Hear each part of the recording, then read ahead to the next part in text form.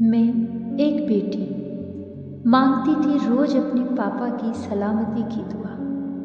जब भी पूजा करती थी तो प्रार्थना करती, मेरे साईं, मेरे पिता का साया हमेशा मेरे सर पे रहे। हर रोज की तरह उस दिन भी मैं प्रार्थना कर रही थी। अभी मेरी प्रार्थना पूरी भी नहीं हुई थी कि मेरी आंखों से आंसू बहने लगे और अपनी आंसू भरी आंखों से मैंने देखा जैसे मेरी प्रार्थना हर बार स्वीकार करने वाली साईं की आंखों में भी आंसू थे। मेरी प्रार्थना उस रात स्वीकार होते होते रही। जाने किसकी दुआ कबूल हो गई उस रात। कोई तो था जिसकी दुआ कबूल हुई।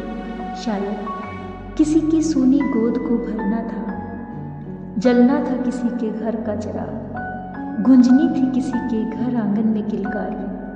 अब शायद फलित होनी थी वे सभी शुभ आशीषें जो दे रहे थे बड़े बुजुर्ग अपनी कुलवधू को।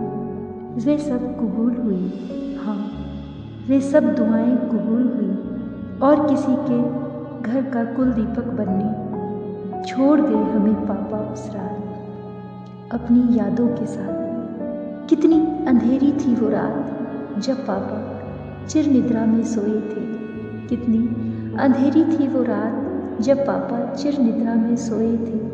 बस इतना याद है, हम कभी चीख चीख कर, कभी सिसक सिसक कर रोए थे, सिसक सिसक कर रोए थे।